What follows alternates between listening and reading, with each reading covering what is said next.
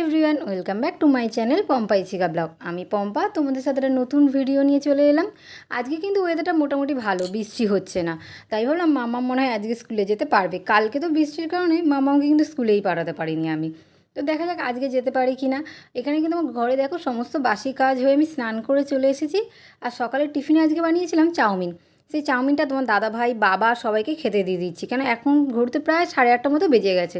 এই চাউমিনটা দেখো তোমার দাদাভাইকে খেতে দিয়েছি, আর ততক্ষণ তো মাম্মামকে ঘুম থেকে তুলে ওকে ফ্রেশ করি 1 গ্লাস জল খাইয়ে দিয়েছিলাম। এখানে দেখো মাম্মাম তোমার দাদাভাইয়ের সাথে চাউমিন খেতে বসে পড়েছে। তো ও কিন্তু তোমার দাদাভাইয়ের সাথে যদি ও উঠে যায় না, তখন কিন্তু তোমার দাদাভাই যে টিফিনটা খায় বা দুপুরের খাবার বলো রাতের খাবার বলো, ওর বাবার সাথে ওর একটু হলেও খেতে লাগে। সে যতই ঝাল হোক আর যাই হোক, আর বা ওর পছন্দের খাবার নাই হোক, ওর বাবার সাথে ওর একটু কিছু খেতেই লাগে, একটুখানি কিন্তু খেতেই লাগে। চাউমিন কিন্তু খুবই ঝাল, অতটা খাবে না, কিন্তু একটুখানি দেখো ওর বাবার সাথে সাথে খাচ্ছে। এমনি যদি ও বাবার সাথে যেহেতু খায়, তো অনেক কিছু কিন্তু খাওয়াও শিখে যায় আমাদের সাথে। যেই খাবারগুলো হয়তো খেতো না, সেইগুলোই কিন্তু ও খেলার ছলে ছলে ওর বাবার সাথে কিন্তু ও খাবার শিখে যায়। তারপর মামামের জন্য আমি এখানে ডিম সিদ্ধটা ছাড়িয়ে নিচ্ছি, কারণ মামাম তো ভাত খেয়েই যায়।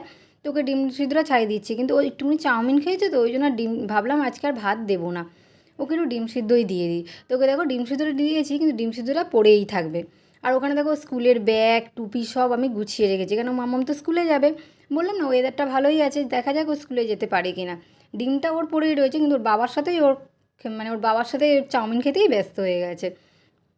তারপর আমি দেখো ওরা দুজন খাচ্ছে, আর আমি এখানে চলে এসেছি বাসি বিছনা গুছাতে। আমার এখানে মশারি টশারিগুলো তোলা হয়ে গেছে, এবার বিছানাটা একটু টান টান করবো। আসলে মামামকে খাওয়াতে খাওয়াতে বা এই কাজ করতে করতেই আমি বিছানাটা তুলে নিয়েছিলাম, কারণ সকালবেলা না খুবই তাড়া থাকে ঘরে, কিন্তু আমাদের সন্ধেবেলা কোনো কাজ থাকে না, সকালবেলাটাই বেশি কাজের চাপ থাকে। আমি এই বিছানাটা একটু টান টান করে গুছিয়ে নিচ্ছি। আর বিছানা যদি টান টান করে আর পরিষ্কার না থাকে না, দেখবে ঘরটা যেন কেমন অগুছালো মনে হয়, ঘরটা কিন্তু পরিষ্কার মনেই হয় না। আমার যে কতবার বিছানা গুছাতে হয় তার কোনো ঠিক নেই। আর মাম্মাম দেখো ক্যামেরা দেখে কিন্তু কথা বলছে। মাম্মাম না এখন ক্যামেরা অন করলেই কথা বলা শিখে যায়, মানে কথা বলে, ক্যামেরার সামনে কথা বলা শিখে গেছে। কে জানে ও কি আমার মতোই হবে নাকি ক্যামেরা পছন্দ করবে, জানি না। বাট যেটা ওর পছন্দ সেটাই ও হোক, বড় হয়ে এটাই আমি ঠাকুরের কাছে প্রার্থনা করি, যে ওর মনে যেই কামনাটা যেন সেটাই পূরণ হয়, যেটা ও চায়। আমরা তো অনেক কিছুই চেয়েছি, অনেক কিছু হয়ও নি, আবার হয়েওছে, কিন্তু আমার মেয়ের যেন সব কিছুই পূরণ হয়, এটাই ঠাকুরের কাছে প্রার্থনা করি। আর এই প্রার্থনাটা অবশ্য সব মাদেরই থাকে। তো এখানে আমি মামাকে স্কুলের জন্য রেডি করে দিচ্ছি। আমি ক্যামেরাটা যেই অন করেছি, মামাম দেখো ক্যামেরা দেখে কিন্তু কথা বলছিল। তারপর মামাকে এখানে স্কুলের জন্য রেডি করে দিচ্ছি, ওকে আমি একটুখানি ময়শ্চারাইজার লাগিয়ে দিলাম। আমি কিন্তু শীত গরম বর্ষার যাই ওয়েদারই হোক, আমি কিন্তু ওকে মুখে ক্রিম লাগাতে একদমই ভুলি না। স্নান করে উঠে হোক, স্কুলে যাওয়ার সময়, কারণ বাচ্চাদের স্কিনটা সবসময় ময়শ্চারাইজার লাগিয়ে রাখলে একটু সফট থাকে। আর ওদের এখন তো খুবই বাচ্চা, ওদের স্কিনে যাতে কোনো প্রবলেম না হয়, আমি ওই জন্য কিন্তু ওকে শীতে গরমে বর্ষায় 12 মাসই ওকে আমি ক্রিম লাগাই। তো এখানে দেখো মামামকে রেডি করিয়ে দিয়েছি, এবার মামাম যাবে স্কুলে। এবার মামামকে আমি মামামের মোজাটাও পরিয়ে দিচ্ছি, পরিয়ে দিয়ে আর মামামকে আমি স্কুলে দিই, মানে ওর তোমার দাদাভাইয়ের সাথেই যাবে, এখন আর আমার যেতে লাগে না। তো মামামকে দিয়ে এসে আর আমি দুতলায় এসে দেখি মার এখানে দেখো রান্নার কিন্তু তোড়জোড় শুরু হয়ে গেছে।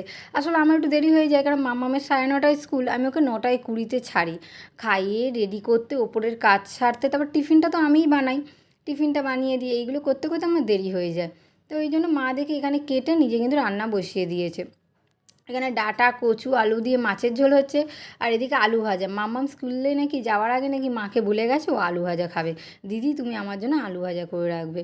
তাই জন্যই মা ওর জন্য দেখো প্রথমেই কিন্তু আলুটা ভেজে নিল, কারণ যদি ভুলে যায়, আর ও বলেছে মানে ওকে তো দিতেই হবে। আর ঠাকমার কাছে আবদার করেছে, ঠাকমা পূরণ করবে না এমন কি হতে পারে বলো। আমরা না করি না করি, ঠাকমা দাদুরা আগে নাতি নাতনির আবদার কিন্তু পূরণ করে। এখানে মাম্মামের জন্য দেখো আলাদা মাছ ভেজে রেখেছে, মাম্মামকে না মা পেটের দাগাই ভেজে রেখেছে। আর আমরা ওকে পেটের দাগাটাই দিই, কারণ ওতে একটু কাঁটাটা কম থাকে। আর আমরা অন্য রকম মাছ খেলেও ওকে কিন্তু আমরা কাঁটা কমলা মাছই দিই। তারপর দেখো মাম্মাম কিন্তু স্কুল থেকে চলে এসেছে। এই ভিডিওটা একটু ভুলভাবে নেওয়া হয়েছে, ওই জন্য সত্যিই সরি, বুঝতে পারিনি ভিডিওটা কী করে অন্য রকমভাবে নেওয়া হয়েছে, মানে রিলস দেওয়ার মতো ভিডিওটা এসে, একটু ভিডিওটা ভুল হয়ে গেছে। আর মামাম একটুও টিফিন খানি, ওটাই মামামকে আমি দেখাচ্ছিলাম যে কেন তুমি টিফিন খেয়ে আসোনি। একটুও টিফিন খেতে চায় না, কেন জানি না। আর মা এই কদিন ধরে এত বর্ষাকাল, তো কিছুদিন আগে না মামামের জন্য একটা রেনকোট কিনেছিলাম, কিন্তু রেনকোটটা কেনার পর মামামের আর বৃষ্টিও, মানে অতটা বৃষ্টি হয়নি। আর এই রেনকোট কিন্তু ঝিরিঝিরি বৃষ্টিতে পড়ার জন্যই ঠিক আছে। অনেক সময় হয়তো স্কুল থেকে আসছে বৃষ্টি শুরু হয়ে গেল, বা স্কুলের জন্য বেরিয়ে গেছে তারপর বৃষ্টি হলো, ওই জন্য রেনকোটটা কেনা।